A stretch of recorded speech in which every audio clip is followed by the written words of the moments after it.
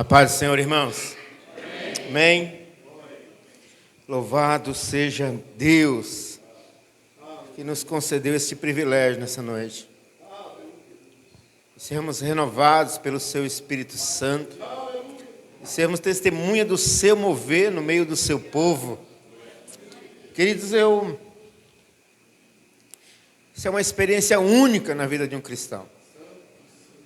Uma experiência única. E todo aquele que se privou de estar aqui nessa noite, perdeu uma oportunidade. Que o Senhor tenha misericórdia de nós. E que Ele conceda mais e mais dessas oportunidades de renovar o seu povo. Eu quero, para deixar os irmãos mais confortáveis, vamos ler o texto da Palavra de Deus. E os irmãos vão poder se acomodar nos seus lugares. Vamos em Filipenses capítulo 2. Quero ler Filipenses capítulo 2, a partir do verso 12. Diz assim: Assim, pois, amados meus, como sempre obedecestes, não só na minha presença, porém muito mais agora, na minha ausência, desenvolvei a vossa salvação com temor e tremor, porque Deus é quem efetua em vós tanto querer como realizar, segundo a sua boa vontade. Fazei tudo sem murmurações, sem contenda, para que vos torneis irrepreensíveis e sinceros, filhos de Deus, inculpáveis no meio de uma geração pervertida e corrupta, na qual resplandeceis como luzeiros no mundo, preservando a palavra da vida, para que no dia de Cristo eu me glorie de que não corri em vão, nem me esforcei inutilmente. Amém? Poder sentar em nome de Jesus. Fique à vontade, mas não se disperse, por favor, em nome de Jesus. Querido, eu peço a você que não se incomode se eu porventura aqui me emocionar.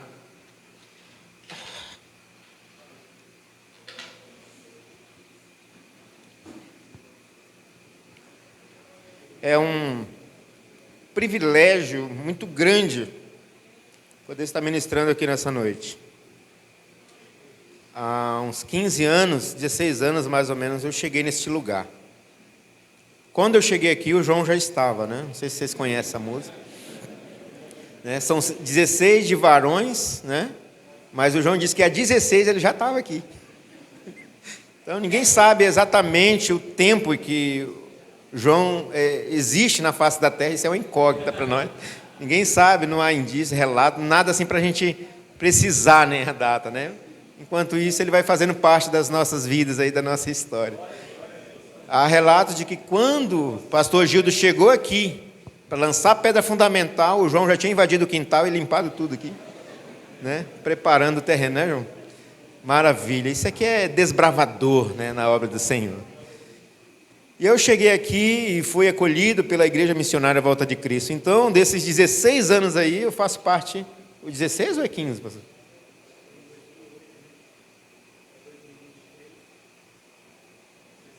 Os 16 mesmo. Olha que maravilha. Eu estou maravilhado. E hoje, exatamente, né, no 16º aniversário, eu venho aqui humildemente, com a graça de Deus, ministrar a palavra do Senhor aos vossos corações. Tem um tempo de caminhada aqui com alguns irmãos. Lourinho também já é desse tempo, né? Já estava aqui. Outros foram agregando nessa caminhada. Henrique, né, que era varetinha na época, agora já é varão, fazendo parte do grupo. E o reino de Deus vai crescendo. Vai se expandindo e cumprindo a palavra do Senhor que diz: e dia a dia o Senhor vai acrescentando aqueles que vão sendo salvos. Dia a dia. Eu sou testemunha disso e fico maravilhado por isso.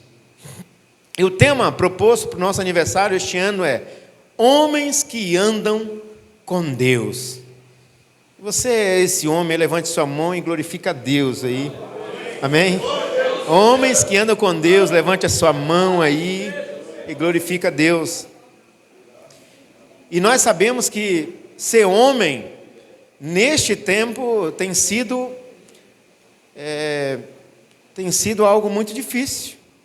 E eu me refiro à questão da masculinidade, da hombridade, da virilidade, porque esse termo hoje ele tem sido algo tão distorcido neste tempo, que ser homem é motivo de ser rechaçado, é motivo de chacota, né? O cara é careta, porque para você ser um homem no tempo em que nós vivemos hoje, você tem que ser o homem e mais alguma coisa, né?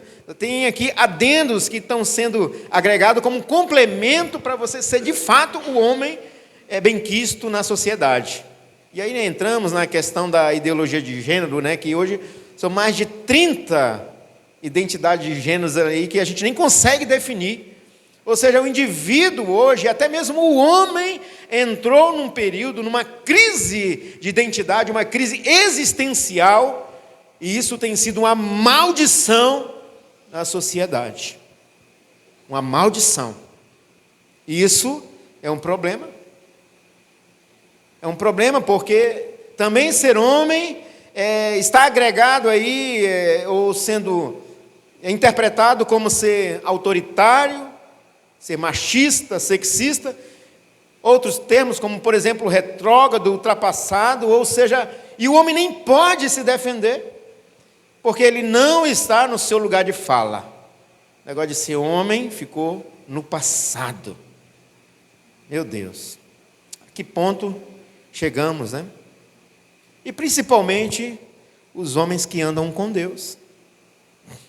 Principalmente. Porque os homens que andam com Deus, os homens que retêm a palavra da verdade, a palavra de Deus, aqueles que são reconhecidos e mesmo que rejeitados, são arautos de Deus na sociedade para falar a vontade de Deus, para denunciar o pecado, para revelar as obras dos homens nas trevas. Eles, de alguma forma, vão ser perseguidos, vão ser retalhados. Graças a Deus, ele ainda tem levantado homens e mulheres ainda que defendem com avidez, com astúcia, a palavra de Deus e o seu caráter.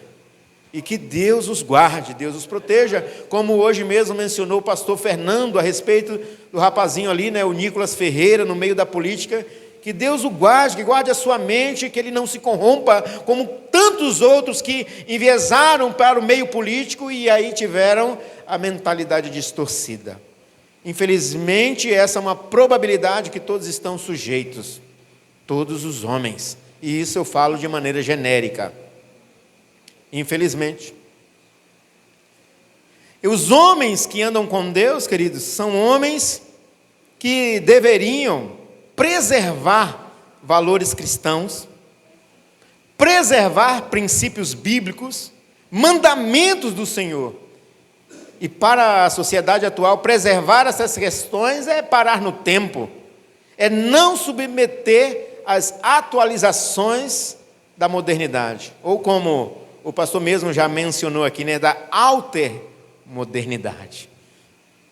E quando se expõe o termo altermodernidade, isso subentende-se que a sociedade, de um modo geral, ela parece que está evoluindo, né? Aparentemente, evoluindo. Vivemos, por exemplo, o período da modernidade, né? Alguns anos atrás.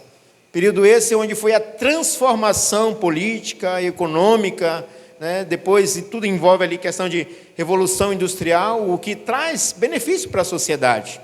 Traz conforto, né? O capitalismo se expande, as pessoas têm mais possibilidade de sobreviver, né? E subsistir na sociedade, ganhar o seu pão de cada dia. Isso de fato é uma revolução e evolução.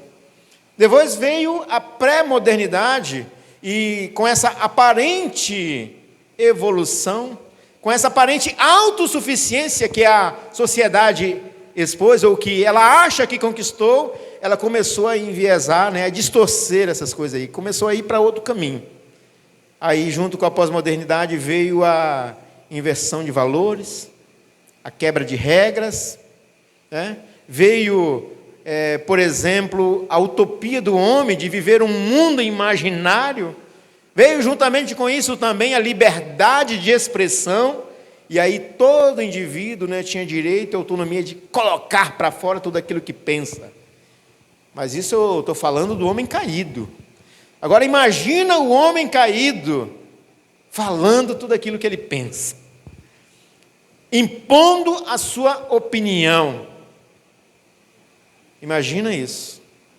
Meu Deus. Meu Deus. E agora temos a altermodernidade, a qual tem uma visão da história como esta constituída por múltiplas temporalidades simultâneas em que a vida e a arte surgem como experiências. Ou seja, todos os pilares que constituem as sociedades são elaborados a partir de experiências. E nós, convenhamos, experiências humanas em seu estado caídos sempre vão afrontar a Deus. Sempre. O homem, nessa busca desenfreada de experimentar, de se sobressair, de prevalecer, né, de se tornar autossustentável o suficiente, é uma tentativa muito gritante de afrontar a Deus, aquele que o criou. E aí, a partir dessas experiências, ele foi estabelecendo pilares que depois foram implementados como padrão para a sociedade. Aí nós temos, e voltamos novamente na questão da ideologia de gênero. Vamos falar também a respeito de, por exemplo, descriminalização de algumas coisas, como, por exemplo, a pedofilia. Esse é o homem, o seu estado caído, estabelecendo os pilares da sociedade. Agora, preste bem atenção, igreja. A igreja não está condicionada à transformação da sociedade. A igreja não está condicionado às eras, às épocas, não está condicionado a revoluções, quer seja industrial ou intelectual. A igreja está condicionada a Cristo, a palavra e a vontade de Deus. Este é o homem que anda com Deus. Pode o tempo passar, pode vir novas tecnologias, novos conceitos, novas opiniões, mas não é isso que rege a mente do homem que anda com Deus. Não é isso que rege a mente da igreja. Porque a regra que rege a igreja é a palavra de Deus, regra de fé e prática autoritativa. Isso foi estabelecido pelo Espírito Santo nos líderes da igreja.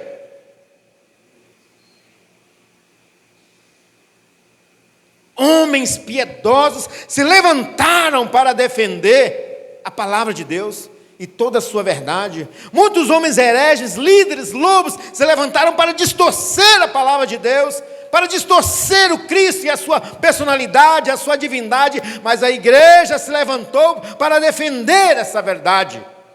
Foram estabelecidos credos, o cânone foi fechado e disse: é essa aqui a verdade. Homens de Deus, sejam guiados por isso aqui. E o Espírito Santo de Deus testifica isso no nosso coração.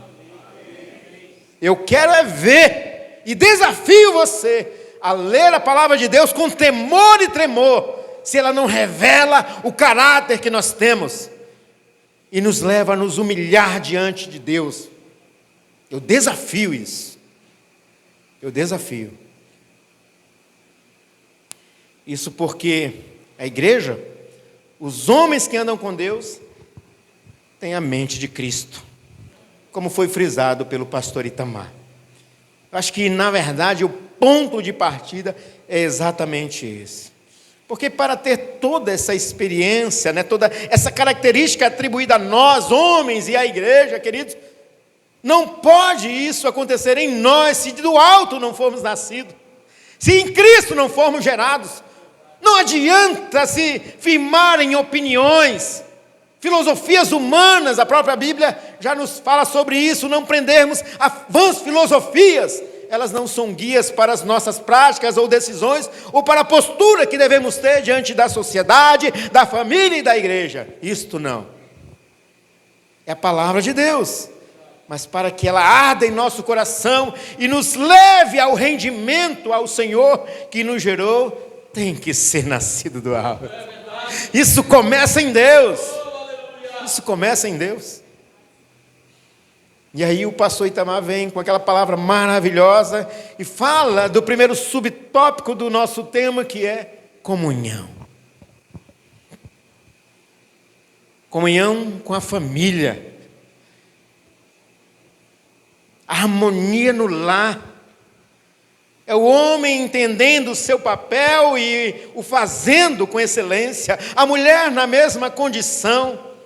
E os filhos em obediência ao Pai, sabendo que Ele os conduzirá para o caminho da para a reta justiça de Cristo. E a glória de Deus se manifesta no meio da nossa casa. É a comunhão na família. E quando eu falo família, veja bem, eu me refiro ao padrão instituído por Deus. Não existe outro padrão. Não existe outra definição para essa instituição. Família é homem, mulher e sua prole. Isso é família. E quando assim entendemos a comunhão. E a comunhão com os irmãos. E apesar de sermos muitos, somos um só. Somos unidade. Por isso vivemos em função uns dos outros. Porque somos parte do corpo. O corpo de Cristo. Isso é comunhão. E comunhão com Cristo. Temos comunhão com Cristo, amém? Vem o pastor Fernando e fala do segundo tópico, renúncia. Meu Deus, como é difícil.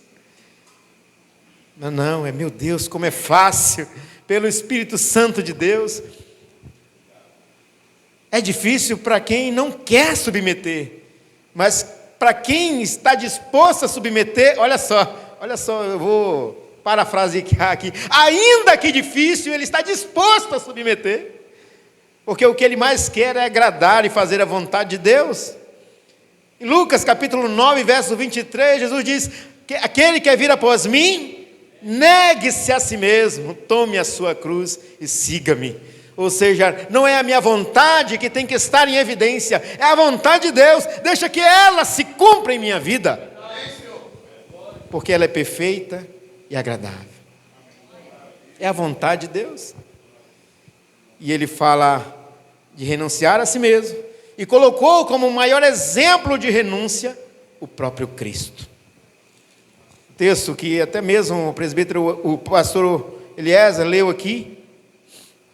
Ele fala no verso 5 do capítulo 2 de Filipenses: tende em vós o mesmo sentimento que houve também em Cristo, pois ele, subsistindo em forma de Deus, não julgou como usurpação o ser igual a Deus, antes a si mesmo se esvaziou, assumindo a forma de servo, tornando-se em semelhança de homens e reconhecido em figura humana. A si mesmo se humilhou, tornando-se obediente até a morte, e morte de cruz. O maior exemplo de renúncia está no próprio Cristo nosso Senhor. E pastor Fernando falou com tanta sabedoria do alto a respeito do Cristo, que nos tocou. Porque, queridos, é necessário entender o papel que Cristo ocupa na eternidade e o que Ele fez para se tornar imanente em nosso meio, se compadecer da nossa miséria, entender a nossa situação, e sendo nós os culpados, aqueles que ferimos a justiça de Deus, Ele ainda assim assume o nosso lugar, Ele sendo justo. O justo e justificador. O próprio sacrifício em nosso favor. Não há maior exemplo de renúncia do que o próprio Cristo. E agora nós chegamos em entrega. E ao analisar aqui todo o contexto desta passagem aqui, chegamos à conclusão de que todos os dois subtópicos aqui mencionados, e mais esses que vos apresento, que é a entrega, é parte de um processo estabelecido por Deus. que culmina em um resultado que pode facilmente ser identificado nos homens que andam com Deus, ou na igreja. Ele tem que ser identificado. No capítulo 1, verso 27, ele diz: vivei, acima de tudo, por modo digno do evangelho de Cristo, para que eu, indo ver-vos, o estando ausente, ouça no tocante a vós outros que estáis firmes em um só espírito, como uma só alma, lutando juntos pela fé evangélica. Unidade. Tendo em vós o mesmo sentimento que houve também em Cristo, renúncia. E o apóstolo Paulo chega, conclui todo esse processo e diz: assim, ou seja, depois de tudo isso que você ouviu, de tudo isso que você passou, ele diz: pois, amados meus, como sempre obedeceste, eita, povo de Deus, povo obediente, são os homens que andam com Deus. Como sempre obedeceste, não só na minha presença, porém muito mais agora, na minha ausência. É exatamente assim que o pastor se sente quando ele não está aqui. Eita, igreja, eu confio naqueles homens. Quando eu não estou, eles estão ali, crente, participando. Quando eu estou é de um jeito, quando eu não estou é do mesmo jeito. Eita, povo! É o povo que anda com Deus. E aí ele diz aqui: desenvolvei a vossa salvação com temor e tremor.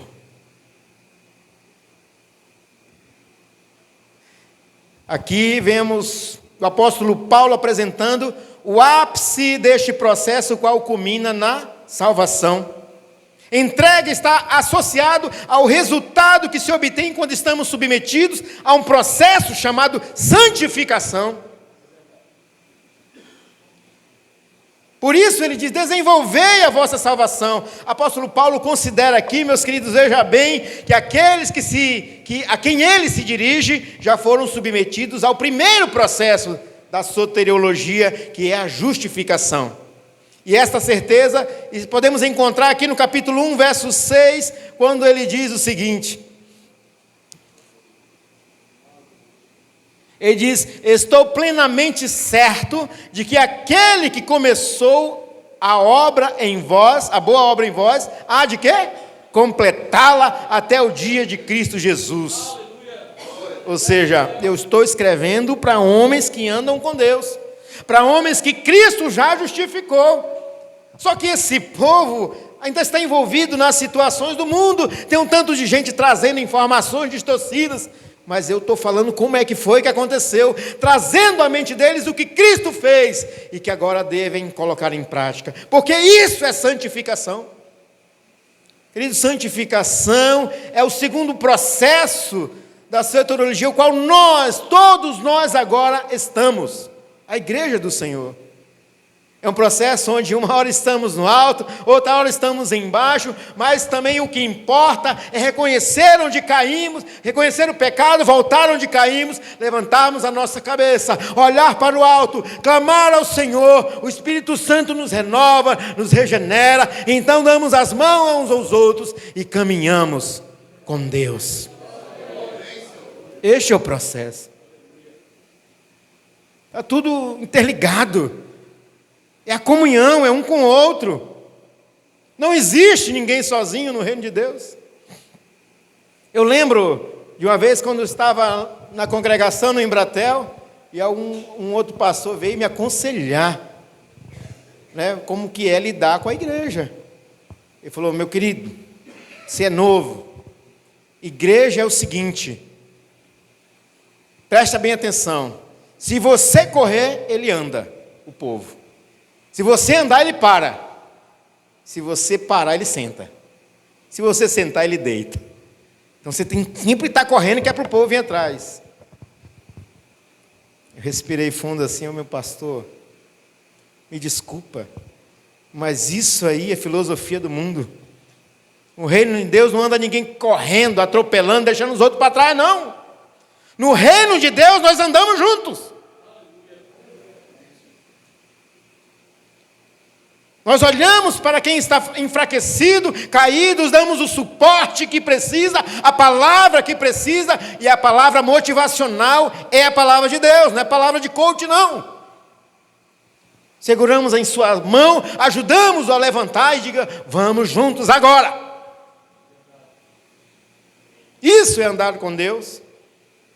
E o apóstolo Paulo considera que a quem ele se dirige aqui, o povo da igreja de Filipe já passou por esse processo. É por isso que ele diz, desenvolvei a vossa salvação. Ou seja, o homem para andar com Deus, querido, ele tem que ser justificado para então, com a mente de Cristo, viver em comunhão e renúncia.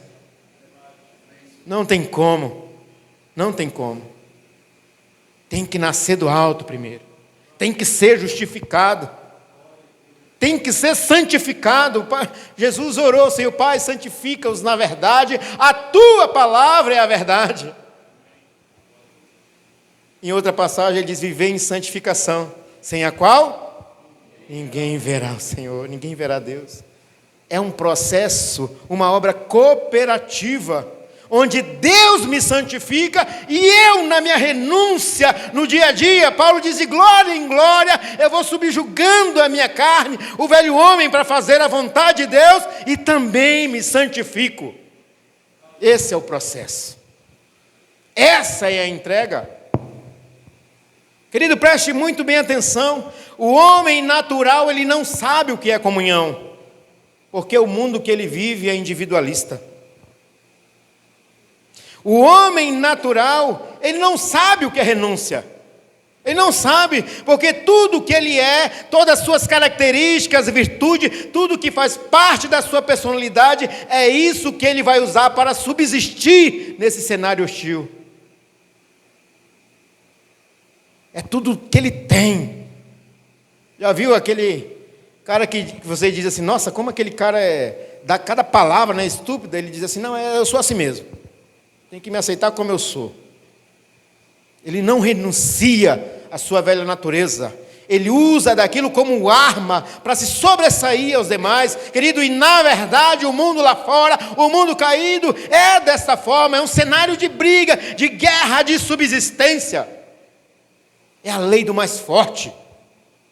Lá fora é assim. Por isso ele não tem essa necessidade, ele não sente a necessidade de renunciar a nada. Tudo para ele é uma arma, é uma ferramenta para se sobressair. Ele não sabe o que é renúncia. O homem natural também, ele não sabe o que é entrega, porque tudo é dele, tudo é para ele, tudo é por meio dele. Ou seja, ele é o centro das coisas. Ele não sabe o que entregar, muito menos a quem entregar. Tudo é dele. Mas os homens que andam com Deus foram alcançados pela graça de Cristo, foram lavados e remidos no sangue do Cordeiro, tem seu nome escrito no livro da vida, são embaixadores de Cristo. E assim como está escrito, a partir do verso 12, eles não murmuram, eles não contendem, são santos e irrepreensíveis, são chamados filhos de Deus, são indesculpáveis no meio de uma geração pervertida e corrupta. Eles preservam a palavra da vida, e toda a sua vida em Cristo é de entrega e oferta a Deus, até que chegue o dia de Cristo Jesus e Ele seja glorificado, alcançando assim o processo ápice da salvação, que é o seu encontro com o Senhor. É isso, e isso ele faz com temor e tremor. Esses são os homens que andam com Deus, essa é a igreja que anda com Deus. William Barclay diz que esse temor e tremor, querido, ele não se trata do temor e o tremor do escravo que se arrasta aos pés do seu senhor, e muito menos não é a perspectiva diante de um castigo iminente, ou seja, eu vou me submeter, senão aquele Jesus, aquele Senhor vai me punir. Não é esse sentimento. Primeiro, é um sentimento de reconhecer na própria natureza a sua fraqueza, a sua impotência, a sua condição de criatura, e de enfrentar a vida e as tentações. Então ele se submete e reconhece a único aquele que é por ele, que o guarda, o protege, o provê na sua vida. Esse é o temor. E segundo, o temor e o tremor de afligir e desagradar a Deus. O temor de ferir a sua justiça, de crucificar a Cristo novamente, de expô-lo publicamente à vergonha. Ele diz: eu não vou renunciar à vontade de Deus, eu vou submeter à vontade de Deus. Eu não vou parar por aqui nesta caminhada, eu vou perseverar, porque se eu fizer isso de novo, o sacrifício do meu Senhor vai ser em vão na minha vida. E como diz Hebreus capítulo 6, verso 6, eu vou envergonhar o meu Senhor novamente, publicamente. E isso eu não faço. Isso eu não faço. Esse é o temor e o tremor que eu tenho no meu coração. E no reconhecimento de quem nós somos e de quem Ele é, Ele entrega a sua vida a Ele. Salmo 37, verso 5 diz: entrega teu caminho ao Senhor, confia nele e mais Ele o fará. Temos um exemplo de um homem que andou com Deus, Enoque, e diz a palavra do Senhor que andou Enoque com Deus até que Deus o tomou para si. Ao olharmos essa passagem, deveria ser a nossa ansiedade, a nossa perspectiva, a nossa esperança em olhar para um personagem como esse, que não tem história na terra, porque está na glória com o Senhor, e dizemos: Senhor, eu quero andar contigo, eu quero andar com o Senhor, até que um dia eu esteja mais perto de Ti, e o Senhor me tome para si, que eu possa ficar para sempre na Tua morada eterna. Esse deveria ser o desejo do nosso coração. Andar com Deus, andar uns com os outros. Essa deveria ser a maior necessidade da igreja. E renunciar a tudo aquilo que o mundo propõe, dizer: não, isso eu não quero, e nem me sacia, porque nós não somos desse mundo. Não somos. Somos peregrinos nesta terra. A minha terra é na eternidade. Lá é minha morada. E enquanto esse dia não chega, eu vou andar com aquele que me sustenta, com aquele que sacia a minha fome e a minha sede, que é o meu Senhor. Louvado seja o nome do Senhor. Amém. Aplauda ao Senhor. Aleluia. Aleluia, Jesus.